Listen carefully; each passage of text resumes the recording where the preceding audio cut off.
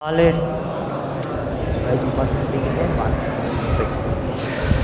اللہ علیہ نبی المی والہ صلاۃ و سلام علیک یا رسول اللہ صلی اللہ تعالیٰ علیہ وآلہ وسلم۔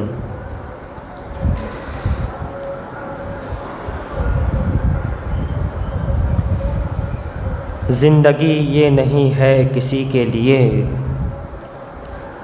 زندگی یہ نہیں ہے کسی کے لیے، زندگی ہے نبی کی نبی کے لیے، زندگی ہے نبی کے لیے، اور نہ سمجھ مرتے ہیں زندگی کے لیے، نہ سمجھ مرتے ہیں زندگی کے لیے، جینا مرنا ہے سب کچھ نبی کے لیے۔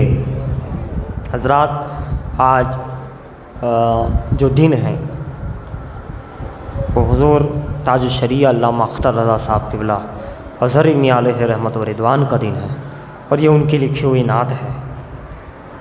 کہتے ہیں کہ جینا مرنا ہے سب کچھ نبی کے لیے، اور چاندنی 4 دن ہیں سبھی کے لیے، چاندنی 4 دن ہے سبھی کے لیے، ہے صدا چاند عبد النبی کے لیے، یا نبی کے بندے نبی کے غلام کے لیے، ہے صدا چاند عبد النبی کے لیے، انت فیہم کے دامن میں منکر بھی ہے، انت فیہم کے دامن میں منکر بھی ہے، ہم رہے عشرت دائمی کے لیے۔ اور کہتے ہیں عیش کر لو یہاں منکرو 4 دن، مر کے ترسو گے اسی زندگی کے لیے، عیش کر لو یہاں منکرو 4 دن، مر کے ترسو گے اسی زندگی کے لیے، اور داغ عشق نبی لے چلو قبر میں، عشق نبی کو لے کر چلو، عشق نبی کی جو محبت ہے عشق نبی ہے، داغ عشق نبی لے چلو قبر میں، ہے چراغ لحد روشنی کے لیے، یعنی قبر کے چراغ ہے یہ۔ کہتے ہیں نقش پائے سگان نبی دیکھیے، یعنی حضور کے در کے کتوں کے قدموں کا نشان، نقش پائے سگان نبی دیکھیے، یہ پتہ ہے بہت رہبری کے لیے، یہ پتہ ہے بہت رہبری کے لیے، وہ بلاتے ہیں کوئی آواز دے، وہ بلاتے ہیں کوئی آواز دیں، دم میں جا پہنچوں میں حاضری کے لیے، سبحان اللہ، دم میں جا پہنچوں میں حاضری کے لیے۔ اور اے نسیم صبا ان سے کہہ دے ذرا، اے نسیم صبا ان سے کہہ دے ذرا، مضطرب ہے گدا حاضری کے لیے۔ اور کہتے ہیں جن کے دل میں ہے عشق نبی کی چمک، جن کے دل میں ہے عشق نبی کی چمک، وہ ترستے نہیں چاندنی کے لیے، وہ ترستے نہیں چاندنی کے لیے۔ اور جن کے دل میں ہے جلوے تیرے عشق کے، وہ ہے نجم زماں روشنی کے لیے۔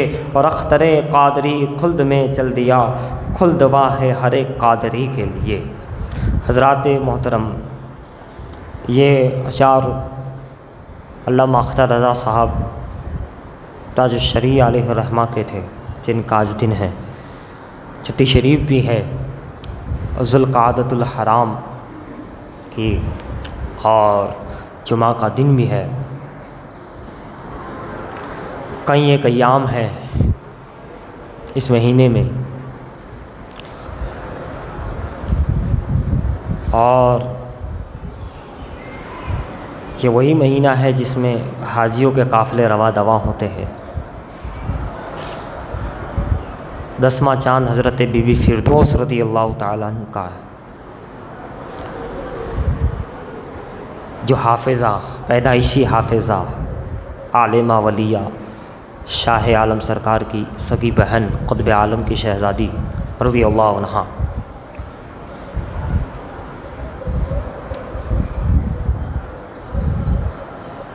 تو یہ ایک اہل سنت کے غلاموں میں جو اختر ہے ان کا کلام سنا، اختر اہل سنت کا۔ اب اختر اہل سنت اور اختر اہل بیت، اختر شیخ الاسلام کہتے ہیں،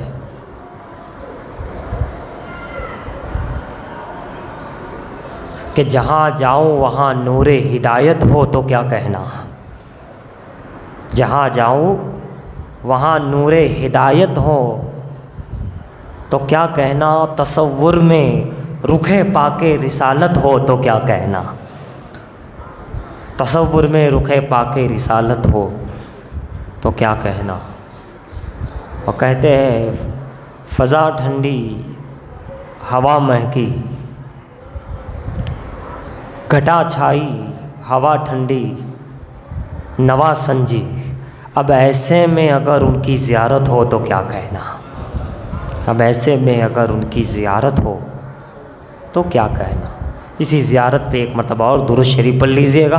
لبیک اللہم ربنا وسعدیک، اللہم صلی وسلم وبارک علی سیدنا محمد الذی کان علیٰ فی درجاتی، فاطما فی تطہیراتی، حسنا فی صفاتی، شہیدا فی تجلیاتی، زین العابدین بعباداتی، باقرا فی الاولین والآخرین بمعلوماتی، صادقا فی اقوالی، کاظما فی جمیع احوالی، متمکنا فی مقام الرضا، جوادا کف عند العطاء، ہادیا الی سبیل النجاة، عسکریا مع الغزاة، مہدیا الی طریق الیقین، غیاث المستغیثین، صلوات اللہ علیہ وآلہ مجمعین۔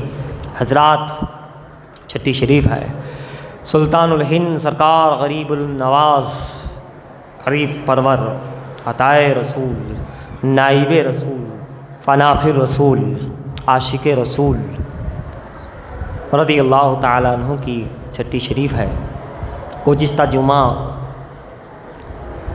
کی کچھ باتیں آپ کے ذہن میں ہوگی امام مالک رضی اللہ عنہ سے، اور ان کے پہلے امام اعظم و حنیفہ رضی اللہ عنہ، الا ان اولیاء اللہ لا خوف علیہم ولا هم یحزنون۔ اب آئیے آج کچھ امام شافعی رضی اللہ تعالیٰ عنہ کی بارگاہ میں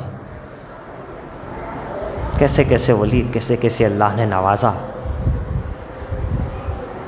کیسے ان کے سینے اللہ نے کھول دیے۔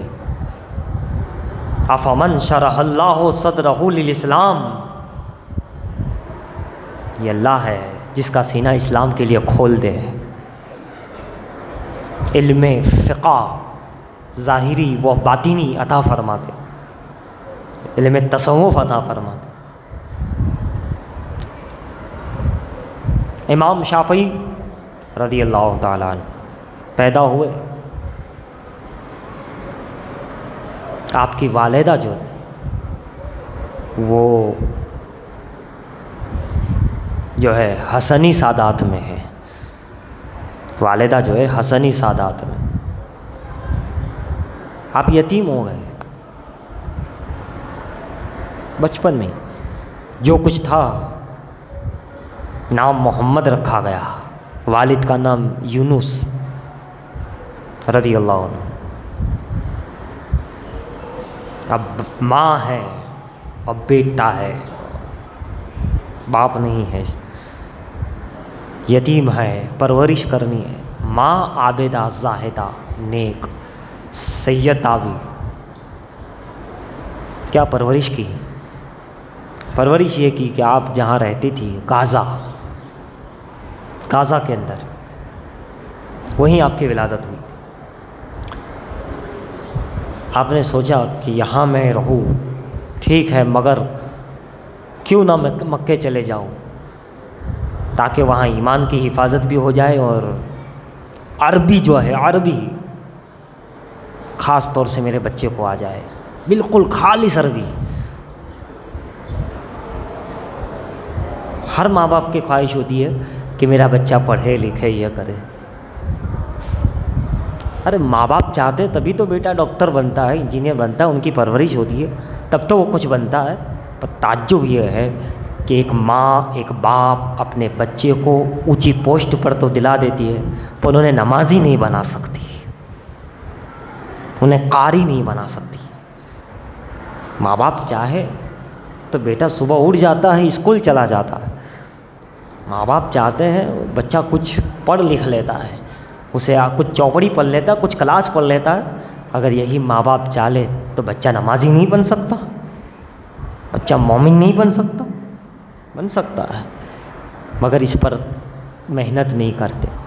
محنت نہیں کرنی ہے، کرے تو کیوں نہیں بن سکتا۔ ایک وہ بھی تو ماں باپ تھے جنہوں نے اپنے بچے کو امام شافعی بنا دیا، امام مالک بنا دیا، امام اعظم بنا دیا، بڑے بڑے ولی بنا دیے. ماں باپ کی تربیت تھی. بہرحال تو امام کا نام محمد رکھا گیا، والد کا نام یونس.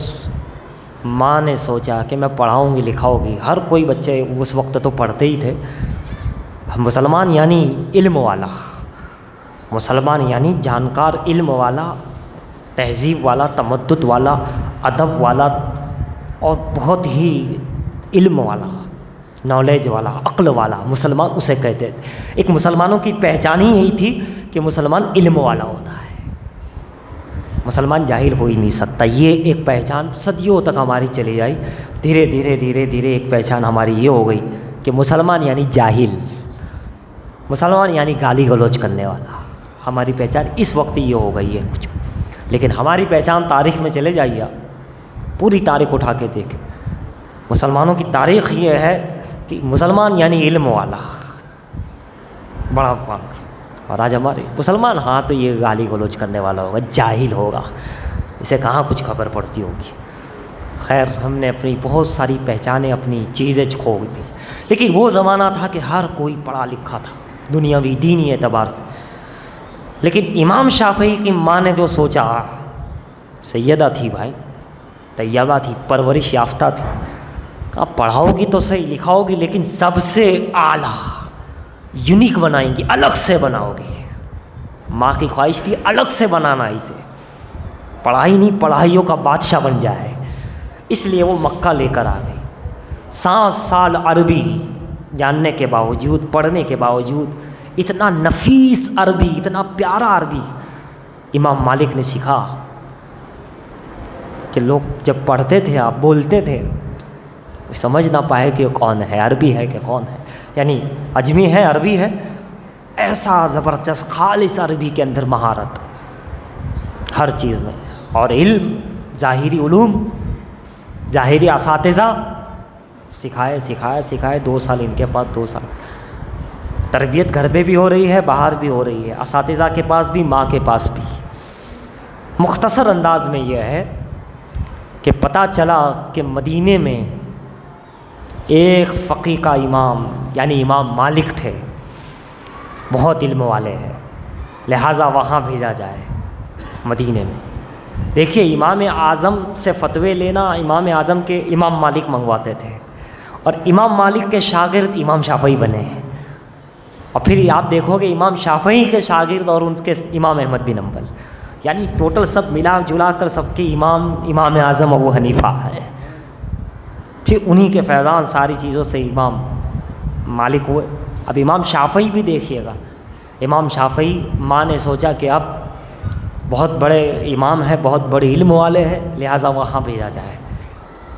یہ نہیں کہ آج کے دور کے حساب سے، کچھ سالوں کے حساب سے، کہ ایک جگہ پڑھا لیا بس ہو گیا. جی نہیں، جو چیز سکھانی ہوتی تھی وہ یہ دیکھتے تھے کہ وہ چیز سب سے زیادہ اچھی کہاں سکھائی جاتی ہے، اچھے استاد کون ہیں، ٹیچر اچھے کون ہیں، وہاں جاتے. خود محدث کچھوچوی 4 جگہ پہ گئے، انہوں نے دیکھا کہ حدیث کا سب سے زیادہ کہاں ہے، کہا محدث سورتی، تو وہاں چلے گئے. فقہ میں سب سے زیادہ کون ہے، تو امام احمد رضا، تو وہاں فقہ سیکھنے چلے گئے.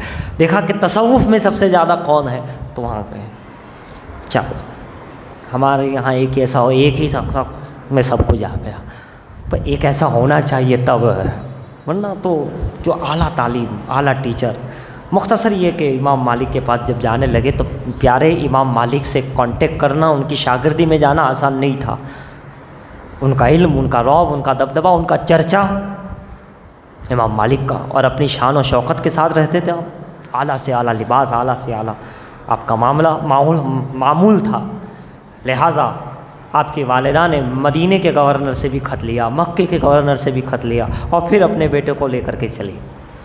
اور جانے کے بعد جب دروازے پہ پہنچے اور کہا کہ بلاؤ، تو خادمہ جب آئی کہا ملاقات کرنے مکے سے آئے ہیں، کچھ کام ہے. تو اندر سے امام مالک نے کہا کہ فقہ کا مسئلہ ہو تو پوچھو، اور حدیث سننی ہے تو مسجد نبوی میں حلقہ لگے گا، درس لگے گا، وہاں آ جاؤ. وہاں کے گورنر کا خط ہے، گورنر کے پاس جا کر کے پہلے کہتے ہیں کہ امام مالک کے پاس پڑھنا ہے، تو گورنر نے کیا کہا؟ مسلمان اسلامی حکومت کہا کہ آپ یہ کہو کہ مکے میں پیدل جاؤ واپس آ جاؤ تو میں کر سکتا ہوں، لیکن امام مالک کی بارگاہ میں سفارش نہیں کر سکتا۔ علماء کا وہ رعب و دبدبہ، وہ بادشاہ وہاں کا گویا کے علاقے کا، وہ کہتا ہے نہیں میں یہ نہیں، لیکن چلو آپ مکے کے مدینے کے وہاں کے گورنر کا خط لائے تو چلو میں چلتا ہوں ساتھ میں، خود مدینے کا گورنر ساتھ میں آئے۔ لیکن پھر بھی امام مالک نے کیا کہا؟ فقہ کا مسئلہ ہو تو وہیں سے پوچھ لو، حدیث سننی ہو تو مسجد میں آ جانا۔ پھر کہا کہ نہیں کچھ کام ہے آپ سے، کچھ بات کرنی ہے، اور یہ خط ہے۔ پھر آپ جب تشریف لائے، خط کو دیکھا تو کہا اچھا آپ خطوں کے ذریعے سے تم ایڈمیشن لوگے، میری شاگردی میں آؤ گے، علم حدیث یوں حاصل کرو گے، یوں علم حدیث حاصل ہوتا ہے؟ آپ نے فرمایا کب خط واپس کر دیا، بادشاہ کا خط تھا، یہ رکھو تمہارے پاس، کوئی خط کی کوئی وہ نہیں۔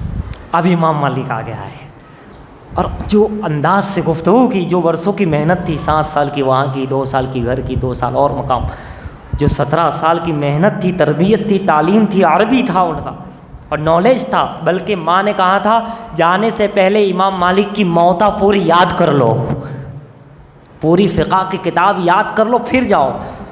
تو آپ جانتے ہو کتنے دن میں یاد کر لی؟ 9 دن کے اندر پوری کتاب یاد کر لی امام شافعی، اور جا کر تب کھڑے ہوئے وہاں، اتنا علم، اتنا نالج، فقہ کی پوری کتابیں یاد کرنے کے بعد وہاں جا کر کھڑے ہوئے، اور کہاں کہ کیونکہ بڑی عمر تھی امام مالک کی، اور امام شافعی ابھی بچے تھے، اور ان کے سامنے آپ بہت عمر میں تھے، تو کہاں آپ آگے آئے، ادب سے عرض کیا کہ حضور، اب عربی بھی آتا تھا اور بہترین، لہٰذا آپ کی گفتگو سن کر کے امام مالک نرم ہوئے اور کہا اچھا ٹھیک ہے، خط کے ذریعے نہیں مگر آپ کی گفتگو اور آپ کی علم کی وجہ سے میں آپ کو قبول کرتا ہوں، شام کو مجلس میں آ جاؤ، مسجد کے اندر جو ہلکا درس لگے گا، لیکن میری کتاب موطا لے کر کے آنا، وہیں سے درس شروع ہوگا۔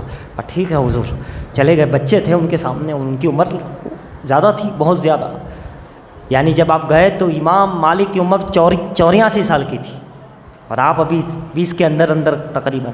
بہرحال جب رات کو شام کو درس میں کہے کتاب لے کر نہیں آئے، جا کر بیٹھے، امام مالک نے پوچھا امام محمد نام تھا آپ کا، امام شافعی کا، کہا کتاب نہیں لائے؟ کہا حضور آپ کی وہ کتاب مجھے پوری یاد ہے۔ تب تو اور آپ کہا اچھا یاد ہے آپ کو؟ تو پھر آپ نے الگ الگ جگہ سے پوچھا، سنا اور تصدیق کر لی کہ واقعی پورا آپ کو یاد ہے، عربی بھی ایک پوری مہارت کے ساتھ، فقہ بھی مہارت کے ساتھ، کتابیں بھی مہارت کا، علوم ظاہری باطینی، والدہ کی تربیت، کہ امام مالک جیسا اس وقت کا کہنے لگا، اس کے اوپر مطلب دل آ گیا کہ واقعی آپ نے تو بہت یعنی کہ کام۔ 5 سال رہے، اس کے بعد وصال ہو گیا امام مالک کا، 5 سال میں علم حاصل کرا، اس کے بعد مختصر یہ کہ آپ اور مقام پر علم حاصل کرنے گئے، والدہ، اور اس وقت وہاں بڑے بڑے ائمہ جو تھے ان سے بھی آپ نے علم حاصل کرا، لیکن اب جو فقہ کے اندر جب آپ قدم رکھ رہے ہیں تو آپ امام اعظم کے شاگرد امام محمد کے پاس جو ہے آپ گئے، اور وہ کیسے ہوا؟ آپ کا چرچا سن کے پہلے یمن کا مفتی بنا دیا امام شافعی کو، یمن کے مفتی بنے، یمن کے مین مفتی اعظم، فقہ کے مسئلے کوئی مسئلہ ہو تو یہ حل کریں گے، لیکن ہوا یوں کہ حاسدین تھے، حسد کرنے والے تھے، چونکہ آپ صحیح بات ارشاد فرمایا کرتے تھے، کوئی چیز دین میں زیادہ ہو گئی اس کو کم کر دیتے تھے، دین اسلام میں کوئی چیز ایڈ ہو گئی اس کو نکال دیتے تھے، یہی ایک کام ہوتا ہے عالم حق کا، مجدد کا، کہ کوئی چیز بڑھوتری ہو گئی ہو تو اسے ہٹا دیا جائے، لہٰذا آپ حق تو آپ کے حاسدین ہو گئے، اور پھر چونکہ آپ اہل بیت سے بہت محبت کرتے تھے، لہٰذا آپ کے اوپر جو ہے اس وقت شیعہ کا فتویٰ ڈالا گیا، یہ فتویٰ ہارون رشید کو پہنچا، خلیفہ ہارون رشید، انہوں نے قتل کا حکم دے دیا کہ بغداد بلاؤ زنجیروں کے ساتھ اور انہیں قتل کر دو۔ ملاقات نہیں ہوئی ابھی ہارون رشید سے، لیکن ایک سنی سنائی بات پر یہ حکم جاری کر دیا گیا، چونکہ آپ کو اشعار بھی ہزاروں یاد تھے عربی کے، اور خود آپ نے بھی اشعار لکھے، آپ کا ذہن بہت ذہین تھے، آپ بچپن ہی میں جب آپ اپنے گھر پہ رہتے تھے، چونکہ بہت سے لوگ آپ کے وہاں امانتیں رکھواتے تھے آپ کی والدہ کے وہاں، ایک مرتبہ ایک صندوق 2 آدمی رکھا کر گئے اور کیا کہہ کے گئے، یہ صندوق رکھیے گا، ہم جب آئے تو ہمیں دے دیجیے، ہم دونوں آئے تو کہا ٹھیک ہے۔ کچھ دن کے بعد ایک شخص آیا اور کہا وہ صندوق، کہا ٹھیک ہے، امانت تھی، دے دی۔ کچھ دنوں کے بعد وہ دوسرا جو شخص ساتھ میں تھا وہ آیا اور اس نے کہا کہ وہ صندوق، کہا وہ تو میں نے دے دی جو آپ کے ساتھ آئے تھے۔ تو کہا ہم نے نہیں کہا تھا کہ ہم دونوں آئیں تب ساتھ میں دینا، آپ مدرسے گئے ہوئے تھے، اپنے ہی وطن میں تھے، جب بچپن کا عالم تھا، آپ آئے، والدہ کو پریشان دیکھا، کہا کیا بات ہے؟ کہا ایسی بات ہے کہ صندوق رکھوایا تھا انہوں نے امانت کے طور پہ، دونوں ساتھ میں آنے کی بات تھی، لیکن وہ ایک آ کر لے گیا اور یہ دوسرے بھائی آئے ہیں، اب کیا کیا جائے؟ آپ نے کہا فکر نہ کرو، کہاں ہے وہ؟ کہا ٹھیک ہے، صندوق آپ کو مل جائے گا، مگر آپ نے کیا کہا تھا، ہم دونوں آئے تب دینا، تم اکیلے آئے ہو، جاؤ پہلے اس کو لے کر آؤ، آپ کو صندوق مل جائے گا۔ بڑے ذہین ذہانت اللہ نے عطا فرمائی تھی۔ امام ایسے نہیں بنتے، اور امام صرف 2-4 مسئلے بتا دے، 2-4 چیزیں حل کر دے، اس کا نام نہیں، 2-4 کتابیں لکھنے نہیں، پیدائش سے لے کر مرنے کے بعد تک ہر موضوع کے مسئلے کو حل کرے، وہ امام ہوتا ہے۔ آج کل کی طرح نہیں کہ ایک چیز پکڑ کے بیٹھ گئے اور اسی پہ 2-4 مسئلے، بس 2-4 روایتیں پھرا کے اور سمجھے کہ لوگ ہمیں سب سے بڑا عالم سمجھے، بڑے امام سمجھے۔ جی نہیں، بچپن کے مسائل ہو، عالم رجت کے مسائل ہو، عالم طلاق کے مسائل ہو، جوانی کے مسائل ہو، بڑھاپے کے مسائل ہو، میت کے مسائل ہو، بیماریوں کے مسائل ہو، کسی چیز کے مسائل ہو، وہ ان کو قرآن حدیث سے نکال کر کے بہترین حل کر دے، وہ فقہ کا امام۔ ورنہ آج کل تو ایسے بہت سے لوگ چل پڑے ہیں، ارے عام جاہل بھی لے چلے ہیں، ایک ہی بات کو پکڑ رکھتے، 2-4 باتیں، اور اسی کو لوگوں کو سمجھا کر سمجھتے کہ ہم بہت ساری کتابیں پڑھ لی، بہت سارا علم پڑھ گیا۔ ابھی 2-4 باتیں جان لینے سے نہیں، کسی نے کہا تھا آج جاہل بھی ہے عالم کا لبادہ اوڑھے، آج جاہل بھی ہے عالم کا لبادہ اوڑھے، ایسے لوگوں سے ایمان بچائے رکھو، اسی لیے کہا تھا۔ تو ایک چیز پہ ہی فوکس، بس ایک ہی چیز پہ فوکس، ایک ہی چیز، ارے اسلام میں ایک چیز نہیں، کئی مسائل ہے، کئی چیزیں، زندگی کے کئی رخ آتے ہیں، شادی ہوتی ہے، میت ہوتی ہے، گھر ہے، باہر ہے، ماں باپ ہے، بھائی بہن سے رشتہ، اولاد سے رشتہ، کاروباری تعلق سے، ہر چیز پہ، ہر اینگل سے وہ جا کے وہ ہوتا ہے، مفتی ہوتا ہے، عالم ہوتا ہے، اور وہ فقیہ ہوتا ہے، وہ امام اعظم ہوتا ہے، امام ہوتا ہے، فقیہ اعظم۔ ورنہ آج کل تو ہر کوئی مفتی بنا بیٹھا ہے، ہر کوئی سمجھتا ہے آتی کتنی باتیں ہیں، وہی 4 باتیں ہیں، اسی پہ گول 4 کتابوں کی 4 باتیں، پوری کتاب بھی نہیں پیارے، بہت کتابیں پڑھنی پڑتی ہے، بہت علم کے اندر جانا پڑتا ہے، بہت صحبتیں اختیار کرنی پڑتی ہے اولیاء کی، علماء کی، تب جا کے کچھ آتا ہے سمجھ میں کہ یہ چیز ہے نا، تب جا کے وہ فقیہ اعظم بنتا ہے، ہر مسئلے کے اعتبار سے۔ یہ باتیں کچھ سمجھنے کی ہے، ٹھیک ہے، تاکہ آپ کا عقیدہ کہیں خراب نہ ہو جائے، کہیں آپ کے سامنے کوئی 4 باتیں کر لے، مولا علی کی یہ روایت ہے، حدیث پاک میں یہ تھا، آپ تو سمجھے کہ بہت بڑے محدث لگ رہے ہیں۔ ارے بھائی کوئی کچھ نہیں ہے، اس کے لیے بڑا وقت چاہیے، بڑا علم چاہیے، بڑی کتابیں حفظ ہونی چاہیے، اس کی صلاحیت ہونی چاہیے، سمجھ گئے، بہت ساری چیزیں تب جا کر کے، ہے نا۔ بہرحال تو یہ جہالت کا دور ہے نا، وہ علماء تو چلے ہی گئے، علماء تو عالم کی شان ہی ایک الگ ہوتی ہے۔ بہرحال تو میں عرض یہ کر رہا تھا کہ آپ جو ہے بڑے مطلب کہ فقیہ بنے، اور کیسے آپ کے اوپر فتویٰ لگ گیا، کیسے لگا، جلنے والوں نے، کٹنے والوں نے، ہے نا۔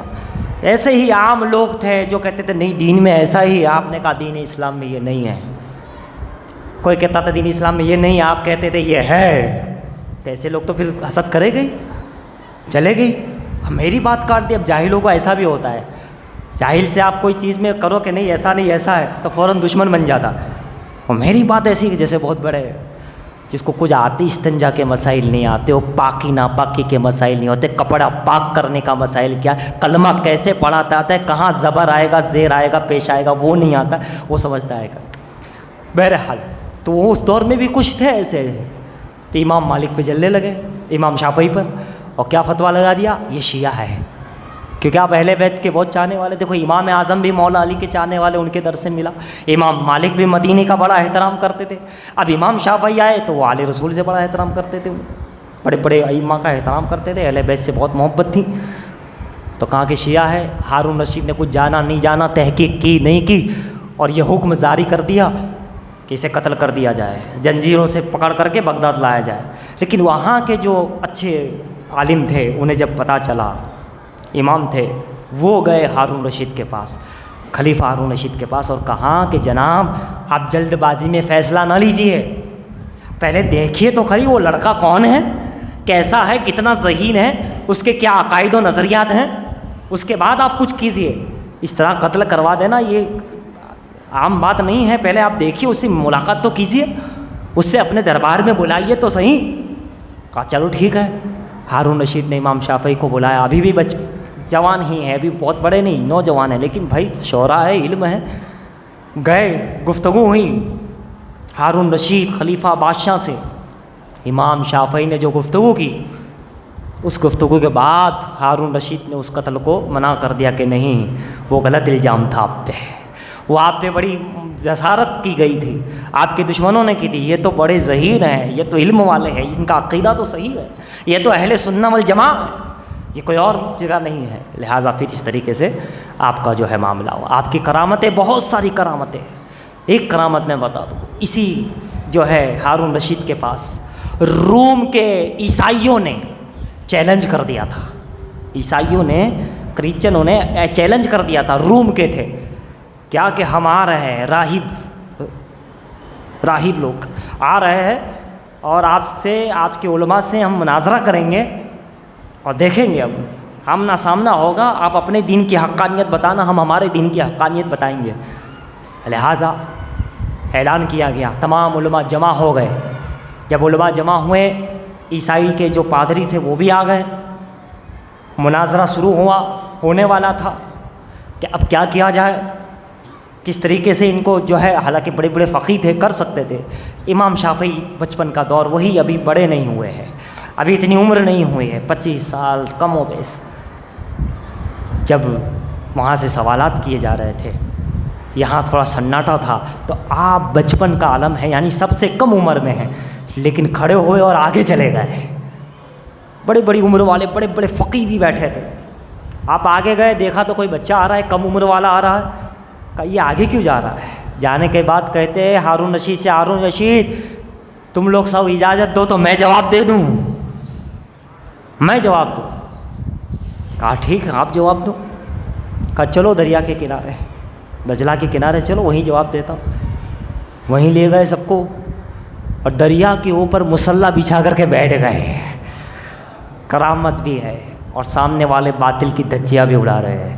دریا کے اوپر مصلی بچھا کر کے بیٹھ گئے، اور کہا آ جاؤ سامنے مناظرہ کرتے ہیں، بیٹھو سامنے. وہ بیچارے کہاں آئیں گے، وہ تو ڈوبی جانے والے. فوراً انہوں نے کلمہ پڑھ لیا، سبحان اللہ، سارے راہبوں نے کلمہ پڑھ لیا، مسلمان بن گئے. جب روم کے بادشاہ راہب عیسائی کو پتہ چلا کہ وہاں تو سب راہب مسلمان ہو گئے، تو کہتے ہیں گوڈ تیرا شکر ہے کہ وہ امام یہاں نہیں آیا روم میں، شافعی، ورنہ سارے لوگوں کو مسلمان کر لیتا، ورنہ وہ پتہ نہیں کیا کرتا کہ سبھی لوگ مسلمان ہو جاتے. تو ایسی بہت ساری آپ کی کرامتیں بھی ہیں، آپ کی استقامت بھی ہے. آپ نے فقہ پھر حاصل کی، آپ نے ایسی ایسی کتابیں لکھی. کسی نے کہا کہ حضور کوئی کتاب تو لکھیے، آپ نے کہا ٹھیک ہے. آپ نے رسالہ، کتاب کا نام الرسالہ لکھا، لیکن رسالہ نہیں، بڑی جامع کتاب، بڑی معنی کتاب، ہر چیز کو اس میں شامل کر لیا، قرآن، حدیث، ناسخ، منسوخ، یہ ساری چیزیں اس کے اندر ڈال دی. یہاں تک کہ اس وقت کے امام نے جب پڑھی تو کتنی مرتبہ پڑھی معلوم ہے؟ انہوں نے لکھا کہ اس کتاب کو میں نے 500 مرتبہ پڑھی. اس دور کے عالم امام شافعی کی الرسالہ پڑھتے ہیں تو کہتے ہیں جب پڑھی تو میں نے اتنی بار پڑھی اور ہر مرتبہ فیض ملتا ہی رہا. بھائی جہاں جب وہاں سے فیض ہوتا ہے، وہی کا فیض ہے مصطفیٰ جان رحمت کے دربار کا، مولا علی کے گھرانے کا فیضان ہے. خود آپ فرماتے ہیں کہ بچپن میں مجھے خواب آیا. کیا خواب آیا؟ حضور تاجدار مدینہ کو خواب میں دیکھا. یہ سب وہیں کا فیضان ہوتا ہے، جس پہ کرم ہو جائے، جس پہ کرم ہو جائے. تو حضور نے فرمایا ادھر آؤ. قریب آئے تو اپنا لعاب دہن مجھے عطا فرمایا، اور کہا جاؤ اللہ تمہیں کامیاب کرے گا. فیض مل گیا ان کو. پھر کہتے ہیں مولا علی خواب میں آئے اور کہا بیٹا ادھر آؤ. سبحان اللہ، جس کو فیض نواز دے وہی بات ہے مدینے سے منگائی جاتی ہے. طیبہ سے منگائی جاتی ہے، سینوں میں اتاری جاتی ہے۔ جس کو علی اور نبی نواز دے وہ ولی نہیں ہوگا تو کیا ہوگا، وہ قطب الاقطاب نہیں ہوگا تو کیا ہوگا، وہ امام شافعی نہیں بنیں گے تو کیا بنیں گے۔ نواز دیا امام حضرت علی نے بھی آپ کو نوازا، امام شافعی فرماتے ہیں پھر نواز دیا پھر کیا تھا، کرم ہی کرم، اتنا کرم، ایسا کرم۔ تو حضرات یہ وہ علم، آپ نے اشعار جو کہے اس کا میں ترجمہ بتا دوں، بہت سارے اشعار کا ہے۔ آپ کہتے ہیں سردار وہ نہیں ہے جس کے پاس بہت ساری رعایا ہو، بہت ساری فوج ہو، سردار وہ ہے جس کی عادتیں، جس کی صفتیں سردار والی ہو، سردار والی ہو، عادتیں وہ سردار ہے۔ پھر کہتے ہیں علم عجز و انکساری کے ساتھ سیکھنا چاہیے، عاجزی کے ساتھ، نرمی کے ساتھ، جھک کر کے علم سیکھنا چاہیے، تب وہ علم تمہیں ملے گا، ورنہ تکبر کے ساتھ انانیت سے کہتا ہے میں اس کی اولاد ہوں، میں فلاں ہوں، آپ خود کہتے ہیں اشعار میں، تو کچھ نہیں ملے گا۔ اور ہم نے دیکھا تاریخ گواہ، یہ بھی تاریخ اٹھا لو، غلاموں کے لڑکے بڑے بڑے امام بن گئے، جو غلام تھے ان کے وہاں کے ابو ذر غفاری وغیرہ، آپ دیکھو بہت سارے صحابہ، بہت سارے تابعین، غلاموں کے لڑکے عام لوگ، ان کے لڑکے بڑے بڑے امام ولی بن گئے۔ اور آپ دیکھو بڑے بڑے گھرانے کے، آپ خود کہتے ہیں میں ان کا لڑکا ہوں، میں وہ ہوں، میں فلاں ہوں، وہ اپنے آپ کو کہتے رہے علم سے کورے رہے۔ آپ نے فرمایا نہیں، تو کسی کی اولاد ہو، تیرے اندر جب عجز و انکساری آئے گی تب تجھ میں علم آئے گا، اور علم کے بغیر تو مقام حاصل نہیں کر سکا۔ ٹھیک ہے تیرا مقام اپنی جگہ ہے، لیکن علم ظاہری ہو باطنی ہو مسلمانوں کے لیے فرض عین ہے، تبھی وہ ہدایت پا سکتا ہے، ہدایت پر رہ سکتا ہے اور ہدایت پر مر سکتا ہے، ورنہ اس سے اگر دور ہوگا تو وہ پورے رہ جائے گا۔ آپ دیکھو تاریخ اٹھا کے دیکھ لو، میں صرف اشارہ کر لوں، عام لوگ بڑے بن گئے، غلاموں کے لڑکے بڑے بن گئے، علم کے تاجدار بن گئے، اور بڑے بڑے لوگ خالی رہ گئے، کوئی مسئلہ نہیں، کوئی تصوف کی بات نہیں، کوئی کتاب یاد نہیں، نہ داتا صاحب کی کتاب یاد، نہ ان کی کتاب کا، خود اپنے جد امجد کی کتابوں کے کچھ یاد نہیں کسی کو، اللہ معاف کرے۔ لیکن اگر علم کی طرف توجہ دیتے تو جیسے وہ سردار تھے آج یہ بھی سردار نظر آتے، ہے نا۔ تو علم ضروری، آپ کہتے ایک اشعار میں کہ علم عجز و انکساری کے ساتھ سیکھنا چاہیے، اور بہت سارے اشعار ہیں آپ کے، اس کے تراجم بہت سارے ہیں، ترجمے بہت سارے۔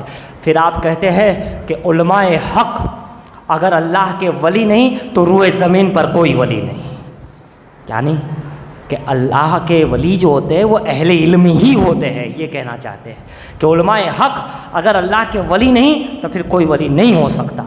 یہ بھی آپ کا ایک شعر ہے، اس کا ترجمہ میں نے پیش کیا، یعنی اہل علم ہی ولی ہو سکتے ہیں، سمجھ گئے، باقی نہیں۔ اس لیے دونوں علم حاصل کرو، علماء کے ساتھ بیٹھو۔ آخر میں ایک واقعہ کہہ کر بات ختم کر دوں دوست، ایک طرف علم ہے اور دوسری طرف عجز و انکساری ہے، انانیت کو ختم کرنا ہے۔ جب تک یہ نہیں ہوگا علم نہیں، جب تک یہ نہیں دیدار نہیں، دید نہیں تو عید نہیں، دید نہیں تو عید نہیں۔ ایک بہت بڑے بزرگ تھے اور ان کا ماحول یہ تھا کہ جو ان کا مرید ہو جاتا اللہ کے رسول کا دیدار کرا دیتے تھے، اور کبھی کبھی تو روبرو جو ان کا دیدار کرتا، جو ان سے محبت رکھتا، ان کو دیدار کرا دیتے تھے۔ آپ کی بیوی 20 سال ہو گئے دیدار نہیں کر پائی، ایسا ہی ہوتا ہے، گھر والے ہی محروم رہتے ہیں، قریب والے ہی محروم رہتے ہیں، اور باہر والے لے جاتے ہیں، تو جس کے پاس جو چیز ہوتی ہے وہی لے جاتا ہے، وہ چیز ہی نہیں تو پھر خدا بھی کیسے نوازے گا۔ لہٰذا آپ کی بیوی نے ایک مرتبہ کہا، ضعیفی کا عالم تھا، دونوں کی عمر زیادہ ہو گئی، کہا آپ سبھی کا بیڑا پار کرتے ہو، سبھی کو حضور کا دیدار کراتے ہو، حضور تک پہنچاتے ہو، اور مجھے بھی تو کچھ کرو۔ اب آپ ظاہری لفظوں میں کہتے ہیں تو میاں بیوی کا رشتہ تو آپ جانتے ہیں، ظاہر میں کچھ کہتے کہ بھائی تیرے اندر یہ کمی ہے یا یہ چیز تو چھوڑ دے، تو ہو سکتا تھا کچھ اور معاملہ ہو، میاں بیوی کا معاملہ ہے۔ آپ نے کہا ٹھیک ہے، 20 سال کے بعد آج تو بولی ہے تو چل کرا دیتا ہوں، لیکن اس کے لیے وہ چیز تو چاہیے تبھی دیدار ہوگا نا، ورنہ نہیں ہوگا۔ کہاں ایسا کرو تو ایسی سج جا، ایسی دھج جا جیسی پہلی رات میں سجی تھی۔ کہا ہنسنے لگی، کہاں کیسی مذاق کرو؟ کہا نہیں صحیح میں بول رہا، میں مذاق نہیں کر رہا ہوں، صحیح میں کر رہا، اچھی طرح دلہن کی طرح سج گئی، ضعیفی کے عالم میں، بڑھاپی میں۔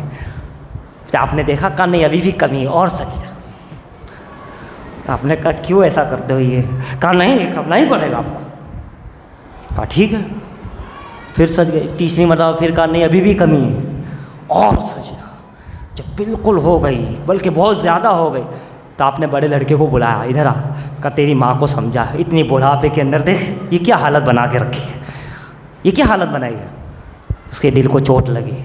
ایک تو سجاتے ہو، اوپر سے یہ تانا بھی دیتے ہو، اوپر سے بڑے لڑکوں کو شرمندہ بھی کرتے ہو.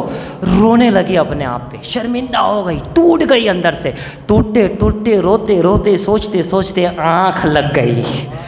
جب اپنے آپ کو مٹایا، جب دل ٹوٹا، جب تکبر ہٹا، جب سمجھی کہ میری مذاق اڑ گئی، میں کچھ نہیں ہوں، میرے پہ ہنس رہے لوگ، میرے لڑکے ہنس رہے، میرے قریب رہنے والے ہنس رہے، جب دل ٹوٹا اور یہ سوچتے سوچتے اس کی آنکھ لگ گئی، حضور کا دیدار ہو گیا. کہ یہی تو توڑنا تھا، اسی لیے تو تیاری کروائی تھی، یہ نہیں ہوگا تو تب تک ہوگا ہی نہیں. تو یہ معاملہ ہوتا ہے، بزرگ جانتے ہیں کہ کس کو کس اینگل سے ہینڈل کرنا ہے.